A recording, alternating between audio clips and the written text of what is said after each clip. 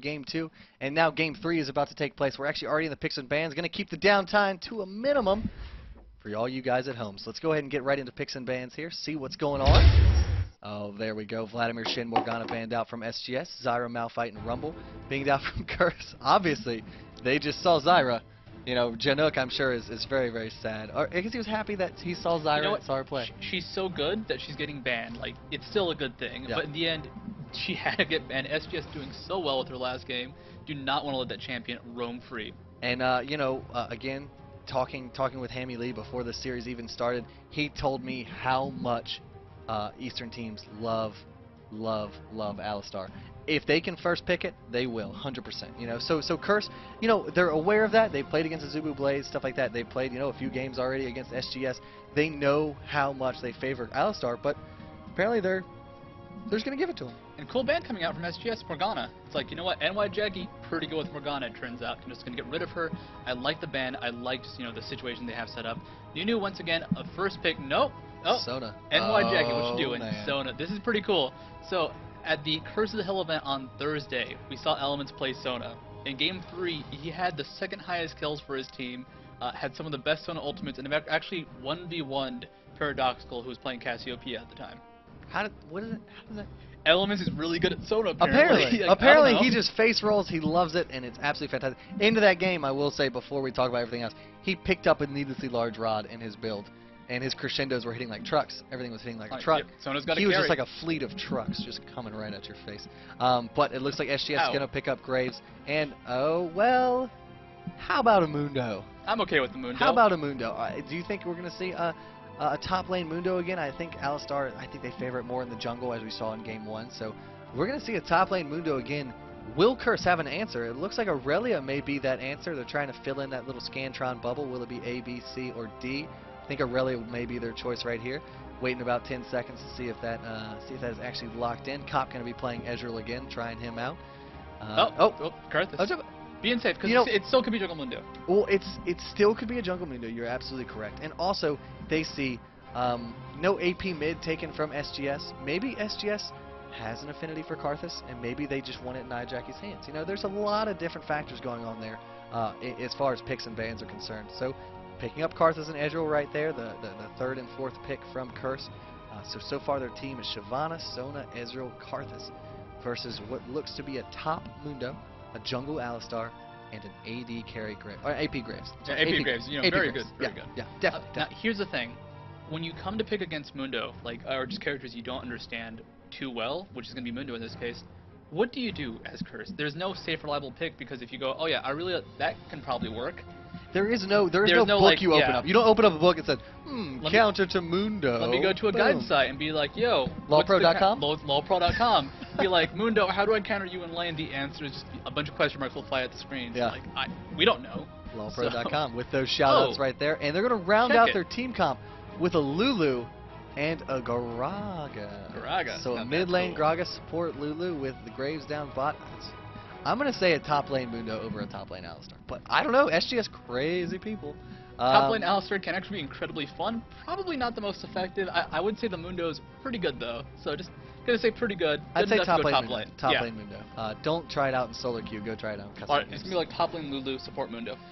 Oh my gosh. Top lane Lulu is pretty awesome. It's actually amazing. It's pretty awesome. Really fun. Yeah, I would love to see Curse, that. What's your answer? What is your answer? What are you going to pick, Westrice? This is your character, Westrice, unless you're going to play Shyvana or, God forbid, Karthus. I don't think so. What can go well against a Mundo up top? What can Jace? stand toe-to-toe with him? Maybe someone with percentage damage? Jax? Did not work super well last game, but he didn't have too much of an early advantage. Learn from your mistakes, sir. Well, they're going to... Lock it in. That's scary. That's scary. Aurelia! Hey! Last minute switch to Aurelia there. So I guess she's just hoping that she can Blade Surge in, activate her Heat 10 style, and deal a lot of damage. I mean, it sounds good on paper, if you ask me. Just because Mundo last game built super tanky. Like, super tanky. He had roughly 300 armor at the end of that game.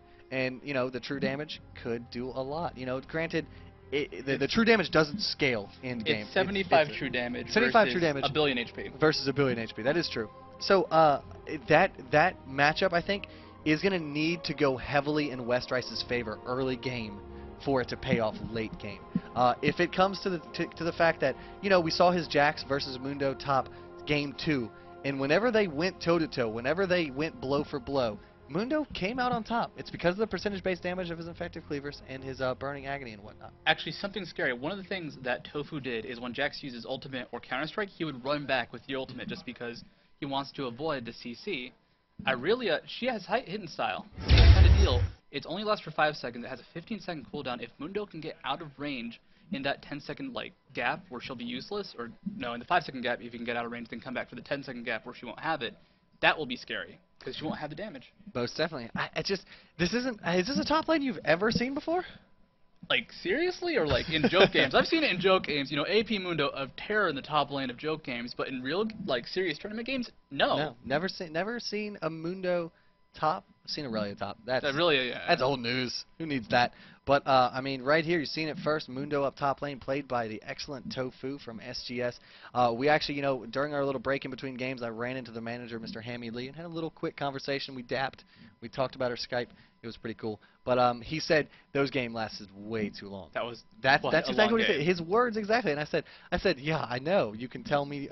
You tell me again. Just because I was like, go for a 20-minute surrender this game. Let's see what happens. He said, oh, it's very, very hard. We'll see what we can do. So this game, hopefully, we can see some heavyweights clashing back and forth. I'm really excited for this game 3. SGS played expertly game 2. It's not like they did bad game 1, they just did better than Curse game 2. And we're about to find out who will take game 3 of Curse versus Singapore Sentinels here at the San Francisco IPL face-off. We're going to jump right to level 1. Right now, the most exciting part of the game, will Curse be able to pick up an early first blood, even an early first 2 kills like they did game 1, and will they be able to capitalize on that advantage, or will they falter and fall to the ground once again? What do you think, Studio? What do these teams look like to you? Well, if SGS wants to follow your advice, they're going to go for an early invade. Alistar, amazing at these invades, so a great idea for them to go for it. Going this really unique route, you know, through the top lane, there's really no chance for Curse to actually see SGS going anywhere except to that bush. They're in the bush, they're hidden. Both teams very cautious, though. They both warded their own blue buff, so they're looking for the invade, they're looking for the counter blue. Right now, are Curse and SGS good? Cop using his Mystic Shot to go ahead and check that brush right above 30 seconds until sitting about minions catty corner to spawn. their very position right now. That Tri-Brush, that's going to be where the action is going to go on. That Tri-Brush is ready and waiting. What is going to happen here? Will they meet each other there? And here's the thing. If we do have an Alistar initiate, that's going to be awesome. Pulverize, knock out 5 people, kills, bam, bam, bam. But if they walk into the bush, if Alistar gets bursted immediately, which can happen with Curse, you know, sitting in that bush, it's scary, it's a huge risk. And Curse, they're being very cautious. You know, Mystic Shotting bushes just because they think, you know what if SGS is in there? Minions So have I believe, spawned. you know, in that case, as far as this level 1 is concerned, whoever was in the brush probably would have won the level 1 team fight. I mean, Alistar, if you face check into an Alistar brush, dead. Yep. If Alistar face checks into your brush, however, you have the advantage of kind of a long-range poke, long-range damage. Alistar doesn't have his Unbreakable Will. Alistar can go down really, really quickly. He's squishy early game. There's nothing really innately tanky about him, I would say, until he gets his ultimate. So he could go down very, very quickly without using his level 1 skills. But that is all just a long-winded explanation for me that is not going to take place whatsoever. NY Jackie did something really cool right there. He actually shifted to the other side of the lane, so it looked like he was coming from blue buff. So I've seen him do that a lot, yeah, actually. it's really cool. Very, very intelligent. He, you know, just exactly what Stu was talking about. Shyvana started red. Karthus was able to leash red for Shyvana. But instead, Jackie goes a little bit longer route, takes the scenic route from blue buff to get to mid lane, kind of as a tell to say, hey, look, I leased blue buff, you know, like a little feint, a little mind trickery right there. So right now, Mundo shouldn't be any the wiser. Mundo should think that St. Vicious is only killing his wraiths right now, and that is what's going through his head, and St. Vicious may be able to capitalize on it. He is waiting that brush, gets close enough, and there's the exhaust right onto Tofu. Will Mundo fall to this? The counter exhaust onto St. Vicious, trying to mitigate some of the slow from the red buff. Will they tower dive this? Will First Blood be worth it? Westrise does pick it up, is able to flash out of there. The last tower hit will not take him down. He falls to sub 100 health, and that is a First Blood again for Curse. I mean, but we saw this happen game 2. We saw it happen before, but this was, you know, concentrated. This was an effort. This was focused. Curse definitely a bit more in this game. No crazy, you know, early rush to the mid lane without red buff from St. Vicious this game. That was cool. That was predicted. That was calm. That's what they need cool, to do. And collected. That's yeah. exactly what Curse needs. CCC is what Curse needs to be running. It's what the C stands for in Curse, actually. See, it does. For all 3 things. Calm, cool, collected. Yep. Calm, cool, collected, herbs. is pretty much what that means. I don't know what URSE stands for. We'll come up with something. Under really sponsored enigmas. Definitely. I don't know what I just said, but I'm not going to say it. Whatever. It's too stupid. Right now, Elements and Cop Down Bot just trading blows with Graves and Lulu. Now, Elements, you know, the Sona Q, really strong. You know, it pokes, it prioritizes champions, which is the coolest part. And now Cop right now is using some Essence Flux to kind of put a little bit of damage onto Graves right now through the minion. Since the W on Ezreal does not hit minions, it's a really good harass tool. It's easy to land, it's easy to apply, and if you decide to follow that up with an actual like brawl going in for auto attacks, guess what? Your attack speed is lower. Yeah, you'll win the trade. And Sona with her Hymn of Valor is so easy to land. He buffed the range on the champion prioritization a few patches ago, and all of a sudden she's become a very solid top laner. Or not top laner, support. Whoa, Great Sona top. top. Wait, things are going crazy right now. If we had a Mundo versus Sona top, That would be awesome. I would just shake the hand of all of the Singapore Sentinels right now and just give them high fives and just show them some American hospitality. But right now it looks like Mundo is, not Mundo rather, Alistar is coming down with double buff. He's going to be positioned by that Tribe Rush. No wards from Elements just yet. There is one in the River Brush and in the Bot Brush. So if Alistar does try to come in here for a lane gank, he will get spotted very quickly. And I feel like Curse has the presence of mind to get back from that. Up top is Westrice. Are Westrice and Mundo trading players? Looks like they are just a little bit. But they're going to pull away from each other, give a few little love taps, and then get on out of there. You can't go all in all at once. It's hard to, you know, if you do go for the long chase, eventually they'll just run away from you. Just move speed is such a big deal, and neither Aurelia nor Mundo have the most consistent flows at this point in the game. Cleaver's good. The Equilibrium Strike is good, but not that amazing, especially if Creeps around for the Cleaver. So they're cautious, and actually we do have St. Vicious up in the top lane again.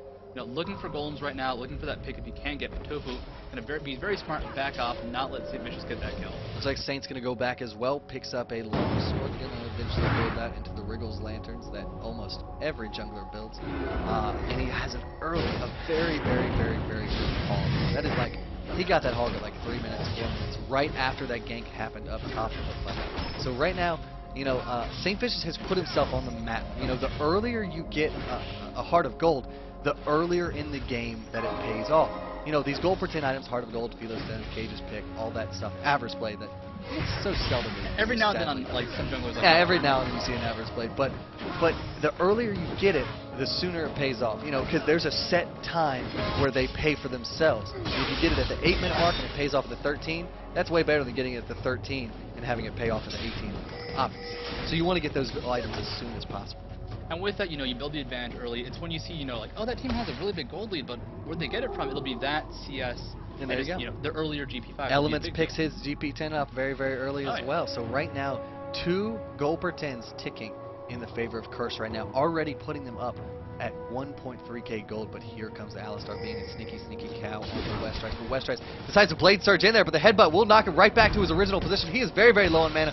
There's nothing he can do about that, and I think he failed. You know, he didn't flash. I thought he failed the flash over that wall. Very low. Yeah, Tofu was brought very low by that Ignite. I thought I saw Westrice fail the flash, but when he cleavered, I thought he was about to die, actually, just because it took so much HP. In response, I don't think you can. You cannot kill yourself with cleaver, no. It'll say you can. Yeah. Right. But Curse going for this dragon, very smart move. They see the opening, they know Alistar's up in the top lane. Howie going for the seal, but I don't think he can do it. Actually, they're trying to turn it around. He'll body slam away, though, would be very significant. Oh, he sealed it! Wow! The long-range Gragas ultimate steals Baron. What was Saint? Oh, Saint Vicious didn't have Smite up. Oh. Saint Vicious did not have Smite up. They went for an early 7-minute dragon, knowing that Mundo was up top, and Saint Vicious said, okay, look, Mundo and Alistar are up top. We can take dragon. I don't have Smite. Who cares? And Gragas like, I care. I care very much. Me and he took my that, barrel friend. Like, I can't even believe Singapore Sentinels have like an affinity for dragons. They can't not take a dragon when it's on the map. They can steal it. They can invite it on a date, take it out for dinner. I don't know what they're doing, but they absolutely love dragons. If you are a dragon in the same zip code as Singapore Sentinels, get away. Move they away. Will kill you, and it will be smooth. It will be selected. Someone else could be killing you. They will still kill you. Just pack up and move away. Yeah, absolutely ridiculous. Singapore Sentinels, they're dragon killers. They're dragon killers. They're dragon assist. They are dragon killers right now. It is absolutely fantastic to watch. Now, they're going to have a timer on Dragon and expect to see it again. They do not give up on Dragon. And the gold right back in the pockets of SGS. They are neck and neck. 300 gold difference right now because of that Dragon pickup. Had Curse picked up that Dragon, they already had a 1.3k advantage. And if they picked up the Dragon, that would have been a 2.3k advantage. Now it's just only a 300 gold advantage. I think it's like, that's a lot that actually just happened. So Alistair now has mobility boots, almost has a pillow stone. And, you know, all of a sudden his game got a lot better. And that's across the map. The support gets a bit more, the AD carry gets a bit more. And it's these very small growths, these very small advantages is what you need to really get ahead in these games. Top lane, Mundo is using his ultimate for sustain. You know, one of the benefits of Mundo, even in the jungle, is, hey, I'm low, let me press hard. Oh, I'm fully AD again. Yeah, a very, very low short, I don't think that works. A short cooldown on a low short fighting game. A short cooldown on to Satanism will allow him to pop that pretty much whenever he wants. I believe it's masochism, however. I'm getting that wrong. But here comes Gragas up top. Will he go for a gank? No, it looks like they're not gonna. They don't want to tower dive that yet. They know that Mundo does not have his ultimate, so it probably wouldn't be the safest idea. Except 3 members of Singapore Sentinels up here. Gragas is gonna go ahead and ward that brush spy on Saint Vicious, doing the double golem. Saint Vicious does have, again, as we've seen him get, I think every game, an early oracles. And even though he's Shyvana without flash, it's so hard to catch her. Actually, we are getting really close to her, but actually scared of the Shyvana. Quite a bit of damage will come out of her. Team's turret has But they been take the early destroyed. turret. They know that St. Vicious on Shyvana has oracles. They have to kind of, you know, roam in the lanes. If they go for wards, if they go for a defensive position, people will just kill them, come back later, and kill them, like the actual players this time. So I like them. The early turrets, as we've seen, be very effective in, you know, other tournaments in other countries actually. So the turret is down in the top lane. We can see some rotation, some movement from SGS as a team. Yeah, and Karthus right now, Jackie farming 76 CS to 92 CS on Gragas. So Karthus, I rarely see Jackie get beat in the CS war, especially when he's on Karthus. He's so effective at farming. He's so effective at singling out creeps with that lay waste to deal the double damage and secure CS. But right now, he is being out-farmed and outplayed right now by Gragas, who had an excellent Dragon Seal. St. Vicious is able to go ahead, kill that ward. What you can do with Shyvana is use her 1 auto attack and then Dragon Strike. That will reset her auto attack, apply 2 auto attacks, and almost instantly kill a ward. So one of the best anti-warders or counter-warders in the game. Actually, NY Jackie can use the wall to go ahead, try and push them off the turret, but SGS will just push it, you know, get the barrel off. Some nice pressure being dealt. That Gragas barrel just took like a quarter of NY Jackie's health off. He has a little bit of advantage. He has the Dorans and the Blastoise and the Spell Pin. You know, Karthus looks like he's going to go for, I would assume, a Rod of Ages. He does have that Catalyst, and it's a decent build onto Karthus, but that means, in my opinion, you know, Karthus is playing for a little bit later of a game. You know, he doesn't want it to end, because when you get that Rod of Ages, it takes roughly 10 minutes for it to fully stack, to get to the plus 180 health, stuff like that. So once you get the, you don't even, theoretically, you don't want the game to start till 10 minutes after you get the Rod of Ages. You don't really become that big of a threat until 10 minutes from that purchase time. But Gragas, with the early Dorans and Blastoise and Spellpin boots, is a threat right here, right now. Curse is here. And the thing is, if Gragas does go for a death cap, which, you know, might make sense now, it's a very common build to get 1 or 2 Doran's rings on Gragas to go for the death cap. Actually, Tomo getting cut out by Westbrook. Is he going to go for this kill? Cleaver is missed. Westbrook getting a lot of damage off to pressure him. Of course, you can always use the ultimate, but then you won't have that for another fight. But Gragas, if you get a death cap on him, you can't use Body Slam if you don't get the Rod of Ages. You don't have tankiness. And if you use Body Slam, you know, offensively, you could die. It's really good damage. We saw it in the Curse King of the Hill. Nia Jackie playing Morgana, and Paradoxical from Team Dynamic playing Gragas. Every time Gragas Body Slammed in and Soul Shackles was up, you know, Morgana turned on the afterburners, used Soul Shackles, and picked up a kill. Right, you know, either flashed or died. Yeah. You know, that's a great situation to be in. That's a great situation for Morgana to be in. And, you know, no, we don't have the Morgana here, of course, but Karthus could still very well punish a Gragas very effectively. He body slams in, he's got a huge hitbox and a huge wall of pain on top of that. So when you get in there, you're there for a second. If Jackie has the reflexes, which we pretty much all know he does have, he'll put a wall of pain, wall of trains would be awesome. Wall of pain straight across your face. You're slowed. Your armor and magic resistance reduced. You're going to take lay waste damage. You may take a Requiem if he gets you low enough. You know, like, it's very, very scary. It's very, it's an opportunity cost. You have to think, is this 3 farms really worth it? Actually, that's something scary though. NY Jackie does get knocked back by the Gragas ultimate, flashes away from there. SGS going for this initiation, trying to get some damage without being chased out by Curso, who are trying to turn it around. Slow is onto Pivotal and Tofu trying to run out of there. It looks like they will take a lot of potent response though. Yeah, and here it is, Dragon. Time to court the Dragon from SGS. So it looks like they knew the timer exactly, of course. I don't know what that little ditty was, but it happened. It was good. They're going to try to take this Dragon right now. Does Curse have an answer? Can they get on the Spike is actually up this time, but it does not matter because Alistar will actually pick up the last hit on that Dragon. Right now, Nijagi is polymorph and headbutted straight out of the team fight. His play weight is hardly taking on anyone of SGS. Will the Requiem come out? Will it happen? It does. Will Alistar's ultimate be done? Yes! Just as it ended. Nijaki able to pick up the kill on Alistar, and here comes Weststrice. She smells blood. She wants that Lulu. The Blade Surge does happen. The Eagle Eye Strike will slow her. Elements picks up the kill on Lulu, actually, and now Weststrice turns his focus onto the large Gragas, trying to get out of there, forced to flash over the wall to safety. Does not have his body slam up. Looks like he is going to get away with his life, but a 2-for-1 exchange. Also, though, Dragon for SGS. Who comes out on top in that exchange? Was it 2 for 1 or 2 for 3? No, it's 2 for... Okay, so it was my mistake. Wait, did Mundo go down? Mundo went down. Mundo went down? Okay. So it's 2 for 3. 2 for 3. But SGS got Dragon. SGS got Dragon. SGS a little bit more ahead. You know, they have a little bit more gold. Only 1,000. They started off the game pretty weakly, you know. They had the early kill in the top, or early death in the top lane. But they've been able to take Dragons and come back, which is completely unsurprising. But, you know, this is good for Curse. They can still team fight well. Vicious did lose Oracles. He has to be a bit more cautious. Can't go for the seals. You know what? It's a risk. If this is seals, he dies, and that's what happened in that fight. Yeah, terrible for him, but fantastic for SGS, man. I mean, they're just... This is what we're used to seeing from Eastern teams. They take early towers, but not only that. They don't only put the pressure on you as far as towers and gold advantage is concerned. They move as a cohesive unit all over the map. That's all they do. They always respond to ganks. They always respond to what's going on the map, and that is so scary. The NA teams just don't. They don't have that. And look at that. It's Alistar just. It's a style. Dancing with that wall. Well, it is completely a style. What we do is, you know, it's like, oh, if you farm in lane, that's safe because you will always get those creeps there. They will always spawn every 30 seconds. That's the reliable thing to do. In the end, though, if you go ahead, go for some risk, go for some punishes, you can make it so that you're so far ahead and get into so many even like bad fights and still come out equal or ahead just because you're in good positioning. Another turret goes down in favor of SGS. They're ahead about 18 gold now. Actually, it looks like they're going to close on to save Vicious. Uses ultimate to try and get away, it seems. Well, he turns around into the fight, though, getting hit by 3 people. Gragas ult and Naka from Alistar do finish him off.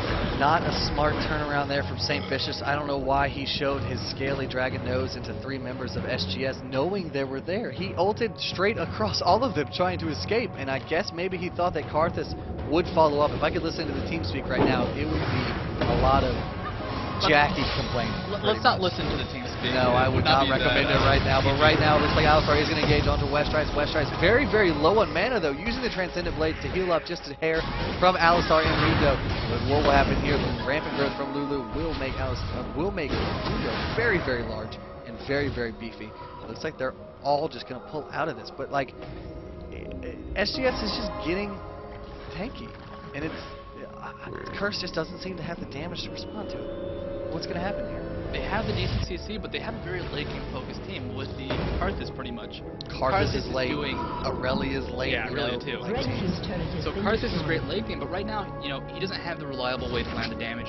He can't just walk into the enemy team and be like, yo, kill me, I will kill all of you in response. He just doesn't have it quite yet. Because of that, SGS, they're using the Gragas very offensively, using the ultimate to keep people in place. They're using Mundo offensively just because he's got a crap load of HP. Actually, there's a refresh Blade Surge up top. He gets to a creep and then gets straight onto Mundo. The exhaust will go off from Mundo, but it was posthumously, and it looks like he goes down just at the cost. It's always really unfortunate to blow a summoner like that and just like still die. Just have it be for nothing. Worst thing is when you flash and like your corpse flash. It's like great. that was useful.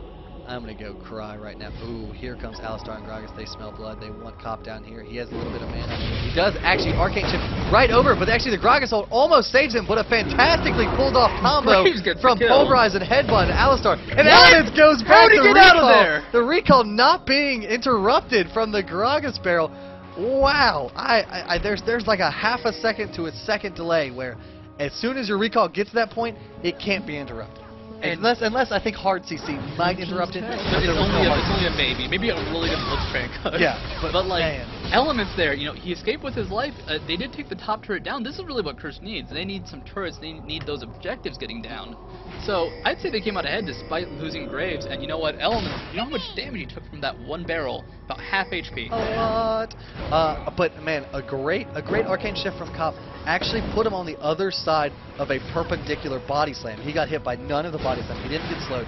I thought the Gragas ultimate was going to save him for a second, but man, hallelujah on Alistar. The pulverized headbutt combo is, in my opinion, one of the toughest things to accurately pull off consistently in the game. It's very tough. You have to hit it with pixel perfect timing. And I thought for sure, with Cop flying away from the Gragas ultimate, there was no way he could hit that combo. No way in heck he would hit that combo. And he did, showing that, I mean, these Asian teams love Alistar. And right now, Hallelujah is playing him to the best of his ability. So that's it. Hallelujah. That is not an easy name to pronounce when you first look at it. Yeah, I only knew because Hammy told me. Oh, okay, good. Hallelujah. But you know, he's playing Alistar well. He definitely feels comfortable. Every now and then you'll see someone play Alistar in a tournament just because he's available, and it will not go well. He will miss the headbutt pulverize. He will save enemies, which is just a major mistake to make. But you know what? They're comfortable on him. They're playing him well, and you know, Alistar, if you can get those good pulverizes off, is such a good initiator. Yeah, but look at this. I mean, you could set your calendars by this dragon timing of SGS and both teams actually. They both know that dragon was just about spawning. They were both kind of standing down there dancing around, and it looks like, what is SGS going to do? Are they going to make the move onto their coveted dragon? It looks like they are. 4 members of the team marching down there. Gragas actually left alone to kind of zone Curse right here, but Curse marching through the mid lane. Will they be able to make it down before the dragon goes down? What will happen? Will Westrice just kind of turn his attention? No, the dragon goes again to SGS. They're good at killing dragon. Yeah, no. They have not missed a dragon yet. But right after that fantastic dragon fight, it looks like the dragon will come down, separating the team with Curse, leaving Westrice all by his lonesome. The collateral damage will just barely whip by his left ear, and the exhaust goes onto him, but he's able to pull out that fight, but I don't think he'll be able to get back into it. A nice crescendo actually locks down 2 members of SGS, but there's the collateral damage I actually thought I saw earlier, picking up a long range kill onto Shyvana. And you know, this is what we saw earlier in the game with the kill onto Ezreal on Cop with the Alistar, but he's good at saving his ultimate. He wants to save this for when he knows something will happen. Actually, Hallelujah running away from that engagement. And unfortunately, when Westrice went into that last fight, you know, we had a disengage, especially with that Gragas ult, and he had to escape. And that escape is the death. Sentinels trying to help get him out of there. It was a beautiful ult to split all of Curse's team straight away from Westrice. Westrice was all alone. He didn't know what to do. Forced to flash over the wall, even with the exhaust on him, and he was able to get away, but still, I mean, St. Fish just went down there with a really long range collateral damage. SGS, they came to play. They came to play, and they came with the pride of a nation, the pride of a country on their back, and they are just ready to do this. Singapore Sentinels really just playing really effectively. Every Singaporean League of Legends player is currently supporting them right now. Oh yeah, that's currently a lot watching and supporting them. And the thing about it is, Singapore Sentinels really respect St. Fish. They really actually enjoy the team they're on, which is here at Curse right now. So this is a huge match in Singapore. This is their hometown, bread and butter Singapore Sentinels taking on a team that they all enjoy. You know, they all tune in. They, you know, not every Singaporean person every morning. Everybody in Singapore is. It's not like clockwork, but you know, a lot of them really enjoy St. Fish's. You know, Hammy was telling me that, you know, he's a big player. Curse is a big team. And this is like David and Goliath for them, you know. They feel they're the underdogs. They're the small team, and they're coming in trying to take on these big North American teams, and they are showing that they came to play, and we may see them for a long while in this tournament. I actually asked Hammy about what teams he was scared of. The answer is every team is a threat to SGS. They're so humble. They're humble, but they know they could lose. They could get taken out, and they want to do everything they can to stay in this game. And what they're doing is they're picking up very small advantages, going for these quick kills. You know, we picked up St. Vicious, we picked up a dragon, we picked up one guy in a fight, and that's okay because if you look at the gold difference, they're up to about 4,200 in their favor, which is sizable. But if that grows to 7,000, 10,000 over minutes and minutes, that will be huge. That Peril doing tremendous amounts of damage to Kaz. You got a Rabadon's Death Cap in the makings of Azanya's Hourglass there on Gragas. He is very close to being just I mean, I feel like he could maybe 100 to 0 someone. He could probably 100 to 0. Oh, totally. I've seen Gragas 100 to 0 people before. Does not quite have a DFG, which would be an okay purchase, but anybody getting hit by Gragas' combo will take just massive amounts of damage. Definitely support and AD carry will die. Maybe St. Vicious will survive. Maybe West Rice does. Yeah, no one really tanking enough, I don't think, Curse to survive that ridiculous damage. You know, Karthus does have his Rod of Ages. Shyvana almost has her Aegis of the Legion that we see so much from St. Vicious, but you know, he does get the benefits of all the items and the actual Aegis of the Legion itself. He also, his ultimate gives him a passive armor and magic resist buff, and when he uses his ultimate, when he actually turns into a dragon, that effectively doubles. So you know, I think St. Vicious right now really the tankiest member of SGS, but will that tankiness be able to keep up with the AP curve right now that Gragas is riding? Because I mean, he started fast, he started mean, and right now he's kicking the afterburners and he's saying, let's do this. Getting hit by a Gragas ultimate, if all of Curse gets hit by it, they will probably lose that fight just because of the damage. Not because of the knockback, not because of anything else, just because it will hurt so pure much. damage. They will not have the HP to keep fighting. And I mean, oh Curse, god, Cop gets hit again. Curse right here has decent kind of keep away with the Wall of Pain, but right now St. Vicious actually maybe caught in a bad place, forced to ult defensively back to his own turret. He does get ignited. That's not what you want to see though. Shyvana, you want her to engage. You want her to have fights on your own terms. But St. Vicious, it's been a couple times so far that he's had to use it to get away and not had his ultimate in the subsequent team fight. And what did Chowie do? He went ahead, used that Gragas ultimate to knock back all the members of Curse, except for West Rice and St. Vicious. And they had two choices: stay, fight, probably die, or retreat. So that was all just to get one turret. They could have gone for a bigger play, but this is just how they play. Very calm, very safe.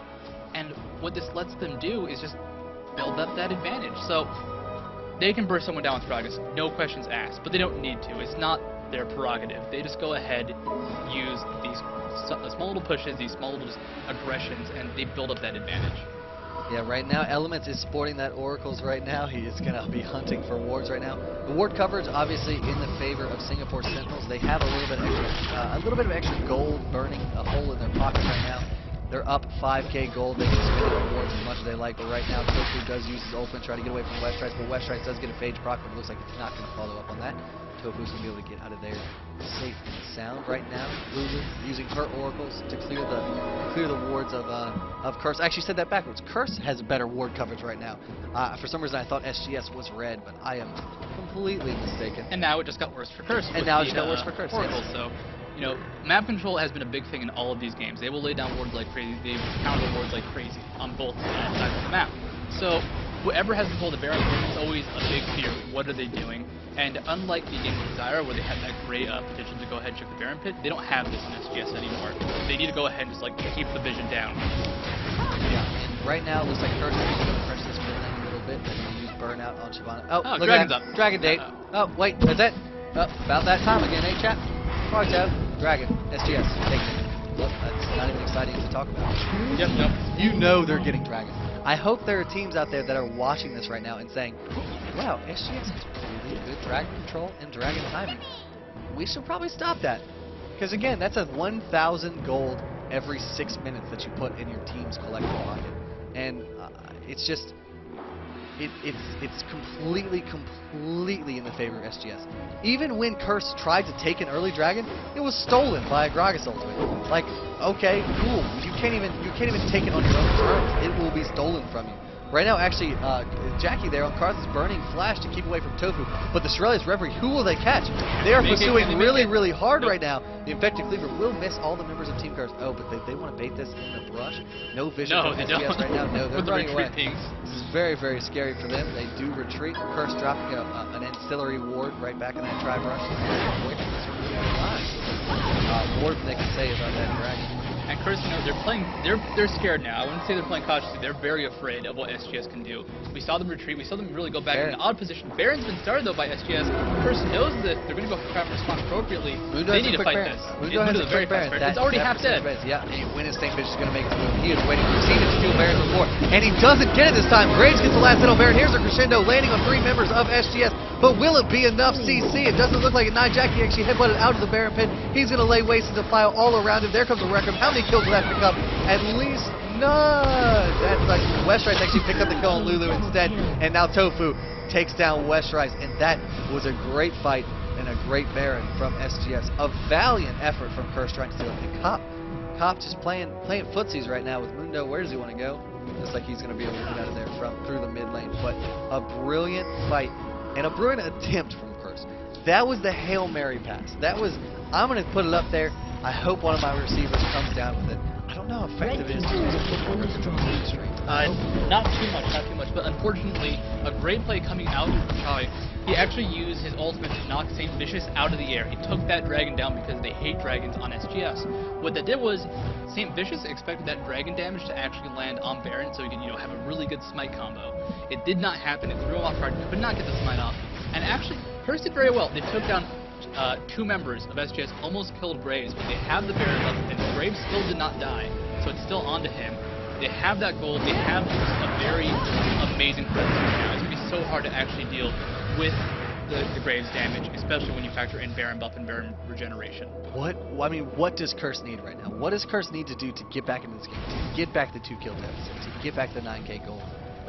They need about 9k gold. They need about 9k gold. They need to have an anonymous donor donate 9k gold to them right now, because it is not looking great for them. It's pretty rough. The problem is that right now, Curse, every time they try and get into a fight, they're dependent on Karthus. They just do not have the damage. They're getting there. If this game lasts for maybe 10 or 15 more minutes, he will become this big presence. But if SGS finishes it quickly enough, he will not have the time to get more effective. He will not have the time to get that damage down. And actually, we do have the fight starting right now. Tuca getting CC'd by West Rise. Lulu is their ultimate. West Rise now very far up in the top 6 to get a amount of damage, hitting them from the back. So much bonus health right there from that Lulu ultimate, but will it count? Will they make it count? It looks like St. Vicious will be able to take down Alistar. Gragas signing the death warrant right there of Aurelia. She goes down 1-for-1 exchange, but will SGS be able to pressure this turret? It looks like they will. Graves begins his siege, but now Jackie has about a quarter mana left. Is that enough to follow up? Is that enough to chase SGS right now? I do not think so. The scary thing about SGS at this current point in time is they have Baron, they have percentage-based health and mana regen, they have extra ability power, they have extra attack damage. How do you can't fight this tanky and bursty team of SGS. It's very scary comp right now. It's just so many things built up in their favor. If Gragas gets a good ultimate off, you're West Rise, and you're just like, what do I do now? Try to fight, and he just dies. Yeah. It's the definition of a snowball we're seeing right here. SGS taking small steps. They got a dragon here, they got a turret there, they got a kill here. It's built up to this moment. We're now we're entering the 31st minute of this game, and SGS is starting to become leaps and bounds ahead of Curse. They're 10k gold, only 2 kills up, but I mean, they've got 3-4 dragons before? Like 8,000. 8,000. I'm going to say every dragon will be SGS's dragon pretty much from here on. It's absolutely ridiculous. But Curse is in a hole right now. They're in a large hole, and it's going to be very scary. The thing that they need is like someone on SGS to just be caught completely out of position. They need Gragas to be caught by 5 members of Curse and for them to be able to capitalize on it. But SGS isn't giving those opportunities. Not only are they taking the small objectives and taking the small steps leading to the snowball for themselves, they're also making sure that they don't give up any ground to Curse. If Curse gets an inch, they're going to try to take a mile. But SGS isn't even giving them the inch. Actually, this might be Curse's chance. Oh, no.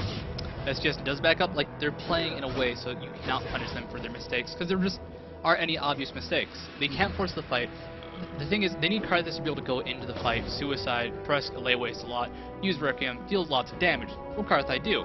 But the thing is, every time NY Jackie gets into a fight... Did you just pluralize Karthus as Karthai? Yes, okay, I did. Good. Just want to make sure. Okay. But every time Jackie goes in for those fights, he's getting knocked back. Like, they're not even trying to kill Jackie necessarily. They just knock him back. Headbutt from Alistar, ultimate from Gragas.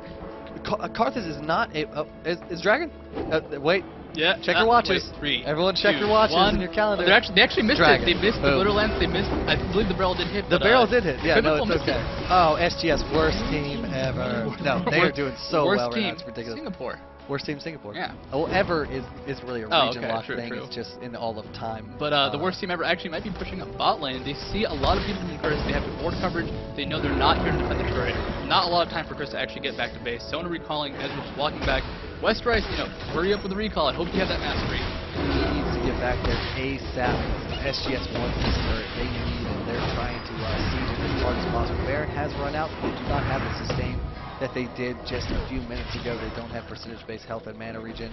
But, I mean, right now it looks like they don't care. They have the heal from Alistar, which is helping a whole heck of a lot. But right now, you know, while the creeps are in, I feel like, you know, Graves needs to get in there and put a few pokes down on that turret. It's only lost about a quarter health, maybe a little bit less. They need to pressure it just a bit more. None of their lanes are really pushing in their favor right now. Mid, it looks like it's going to be cleared by Mundo to push it in their favor. They're going to make that lane in their favor. But will they be able to pressure both mid and bot at the same time? The problem they have right now is that when they do get to the turret, how can Curse actually pressure it?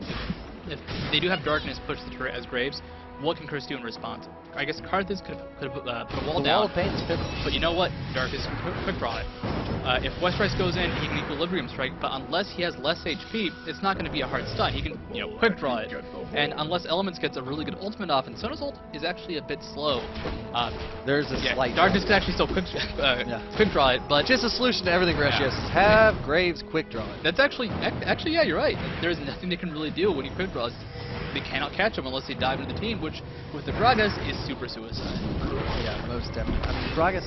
The thing about Gragas, he murdered early. Okay. He did amazing. It did amazingly. The Dragon Steel was absolutely phenomenal, and he hasn't let up. He's had his foot on the accelerator this entire game. He hasn't said like, oh, you know, I got an early kill. I got a cool Dragon Steel. I'm gonna take it slow here. No, indeed, he is saying, I am going all the way. I'm turning my NOS. This is fast and furious, and we are going to take this game right now. It looks like Baron did just respawn. SGS going to go ahead and make their way over to it. Is there any vision from Curse on it? Looks like they do have a ward a little bit outside of the Baron pit. They can't quite see it, but they see the range of Graves. Look, he quick drew right there. He quick drew out of vision. They could have punished him right there. There's that quick draw. But right now, it looks like what is going to happen here? What is the next move of Curse? That ward finally being cleared out by Lulu. The body slam in from Gragas gets deterred by a nice big wall of pain. No vision on it now. Curse has zero vision on Baron. What are they going to do here? Blind Baron still. Will we see St. Fish's throw the Hail Mary? Will we see him take Baron? Who knows? Looks like SGS is actually going to stop it and maybe bait it a little bit. Oh, did get spotted barely. That Gragas barely got spotted by the wall. It does grant vision wherever it's placed. You can place it in the brush and see directly inside of that brush, or you can place it near a ramp and see roughly the area of the ramp. So Gragas did get spotted there, so Curse knows. Oh, no Baron for them just yet. Do you think that's a fight that SGS could have had and won handily? Well, it's a fight they could have had, but it's not in their style to go for that, you know, big risk. They did do it earlier, but it worked out for them well, and they felt confident. If you're not feeling confident, don't take that chance. They want to look for that opening. I think they were actually going to go ahead and try and use the ultimate to knock, from Gragas to knock somebody over the wall into the Baron pit, you know, force St. Vicious to ult away, force, you know, a flash, or kill someone. Yeah. It did not happen though, so it's like, well, we didn't catch him out. Our plan was not successful, and they're just going to go ahead, keep up the pressure, keep pushing up the lane, make sure the turrets are constantly being pushed in on the Curse. Yeah, and right now, SGS, they have Mundo down bot, clearing out those waves. And what he's doing down there, he's just pushing in that bot lane. We see this, I saw this all the time from Azubu Blaze. There were so many instances where bot lane was pushing without a champion's presence. All the champions on the map were dancing around Baron. I believe in one game, TSM lost an inhibitor because they were too focused on dancing with Baron because bot lane was pushing it. That they did. They lost that inhibitor. They actually lost a Nexus turret along with it, which just made it so much more dangerous. Right now, SGS, they're hanging around the Baron. They have the ward coverage. You know, map coverage has been a huge issue this game. Westray is actually getting to a very scary position, but you know, feeling safe, feeling relatively confident. And actually, Baron was aggroed, so doing a bit of damage to Equivocal and Chawi. Yeah, just a hair, you know. Oh, actually, more than a hair. Lulu took off a full scalp, apparently. Lulu not known for her massive tankiness. No, not at all. She has massive shields and massive slows, but not really a massive HP bar to go along with that. Here it is. Everyone is near mid. Everyone is near Baron. I guess Mundo's up top. Ezreal's doing double goldens, but everyone's in spitting distance of mid. Will we see a big engage? Doesn't look like it. Lulu is going to go back, so there isn't going to be an engage on SGS's behalf. If Curse wants to go on this, perhaps knowing it's a 45, they did not have vision on Lulu going back, so they aren't aware of that right now. They could perhaps assume, they may have actually seen, they may have assumed Mundo went back up top as well. They saw him push the lane a little bit and then hide back into the brush. So they probably know that Lulu and Mundo are on their way back, but they're still a little bit further away, but Curse still just playing very, very defensively and not wanting to lose. The next team fight for Curse, if they lose it, is going to be the It could be snowball their to end of the game. It'll be like the start of their demise. Yeah. He has been released and heading towards their very climax. Yeah, and whatever happens here, will the ultimate come off? Catching St. Vicious, he tries to Gets ultimate done. away. The burst is so high. Happen, but the burst is so high from SGS that St. Vicious goes down mid Dragon's Descent, and now Curse sitting in a bad place. What's going to happen with them right here? They do have vision of it, but the vision was just eliminated by that Oracle's Experience.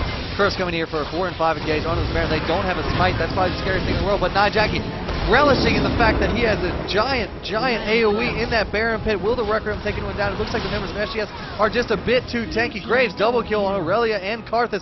Only member to fall from SGS is going to be Gragas, and there goes Ezreal as well. A 4-for-1 exchange in a 4-for-0 fight. Our 4v5 fight. Yeah, no, it was 4-for-1. It was essentially an ace in favor. Actually, no, because it was a 3v1 and a 4v5, whatever. But you know what? SGS currently pushing, doing a lot of damage to his turret. They may be able to end the game. Probably not. St. Vicious will be up in 8 seconds. It's going to be difficult. But you know what? They have Baron buff. They just took out a turret. They're going to take out this inhibitor. This is Curse. They're at the corner. They've been punched in the face. Their coach is saying, you know what? Just sit down. If they hit you one more time, you will die. And they are at the edge. What can they do now? Throw in the towel, coach. What is going on? Cut me, man. Just cut me. Right now, Curse in a bad way. Looks like they're going to take they're going to get their second win. Taking that mid confidence down right now. Not looking good. 5 kills behind, and they are also That's like 16,000 and a half. 16.5k of gold right now. That's absolutely brutal right now for Curse. They are not in good shape, I would say. And now that Baron's taken by SGS, and we said it. Whatever the fight that happens next is going to result in a Baron, and that's pretty much if SGS gets it. Okay, if Curse won that fight, let's say. Wait, really quickly. 4.4k health boon. What's that? On the same. One more time. Just 4.4k. It's what he does. Just sit back, put our hands up, and just watch the Mundo do the work. I just want to watch him CS. Watch that number increase by 4 every time. Exactly. But the thing is, oh look, Dragon's up. They're not doing Dragon. What? SGS. What? Dragon's up. Spoilers. Get it. They need to get that Dragon. It's been like 10 seconds since it spawned. Yeah, that Dragon should have been dead literally when it spawned. But apparently not. SGS realizing it's becoming, granted, it's becoming less and less important as the game They do not need it. Especially with this ridiculous, they could even give it like a charity donation to Curse. They could say like, they could give away here, 3 dragons and beat him. This dragon is lead. Yeah, there's the true shot barrage coming out, only hitting Lulu there, but clearing a decent amount of creeps, are taking them very, very low at least. And now Westrite is actually going to get blown up by the Gragas barrel. The collateral damage does barely miss him, but it does not matter because Jackie falls, Westrite falls. In the meantime, Shyvana is actually fighting a 1-on-3 with a Guardian Angel Graves down there, and that looks like it's going to be game if SGS. There's really no way that Ezreal and Sona can defend this. There's the wild growth from Lulu. Gonna just go ahead and take this game. Game 3 of SGS versus Curse comes to an end with SGS winning 2-1. Curse being knocked down and loses wreck. That aggressive flash and Zonius from Gragas just for good measure. Coach, how are you troll? Salt on the wound, icing on the cake, what have you. Man, oh man. If there's anything, we love seeing games matches go to game 3. Why wouldn't you? Why do you want to watch 2-0 There's more League stomps? of Legends. Yeah, why do you want to watch 2-0 stomps? Oh, it's been 40 minutes. They won already? Okay, yeah, next series, I guess. No, we're going for the best of 3. We go for all 3 matches here because you know what? Curse, they played magnificently. They are a good team. There's nothing that they can look back on and say, there's stuff they can look back and say, we screwed up. But they shouldn't be disappointed with that play. You know, they should feel like we played well, SGS played better. You know, that's all they can think about right now. But they did make a few mistakes, and SGS but everyone they punished does. it. Everybody makes does. those mistakes, and SGS they were just there to punish it. Everybody they has those days. Magnificently. And the thing is, Curse, they saw what happened. They know how they can improve. They're not out. They're in losers. They can go ahead, come back. Double elimination. Yeah, double elimination. Come back. I believe they're going to play against Orbit next. The losers of TSM versus Orbit. Yeah. So it's be up against Orbit, and they can take the knowledge they learned in this game, apply it to Orbit, and try and wreck them. But Orbit's pretty good too. We'll see what happens there. But again, we have been your casters for this best of 3 of Curse versus Singapore Sentinels. I am Brad Pluto Ramey. You can see it right down there at the bottom. And I'll let him introduce himself because he can just do it. Oh, what's going to do is I am Chris Studio Grant. Okay. Awkward. That We're did not not work out. anymore. No more. Never again. But I'm just gonna talk about Studio. you the whole time. I'm not gonna let you do your own introductions because we've tried that and it hasn't Hey, worked hey, out for the I best. said the words properly. I wasn't like Studio. Well, I'm Studio, by the way. anyway, we're going to go ahead and cut to a quick break. We'll be right back. Feel like we have 2 more matches today. The not losers final, but the round 1 of losers and the round 1 of winners as well. I believe So so. a little bit more League of Legends coming up. I think we're switching to the second stream, so if you want to stick with us, do it. Come to the second stream, and then we'll have a great match as well here on the first stream, either cast by Jat and Jaws, the fantastic Riot casting duo, or Hat Person in Studio, the beloved IPL casters. But in the meantime, Hat Person and Red Baron. Red Baron, Studio, Yeah. your Studio. Yeah, nice to meet you. It's funny because Red Baron always calls me Studio. It's awkward. He called I'm a me ginger. Pluto a few times. How do you confuse that? Very odd. Anyway, quick break. We'll be back in a bit with some more League of Legends actions for this IPL San Francisco face-off. If you just tuned in, 2-1 in favor of Singapore Sentinels over Curse. Spoiler.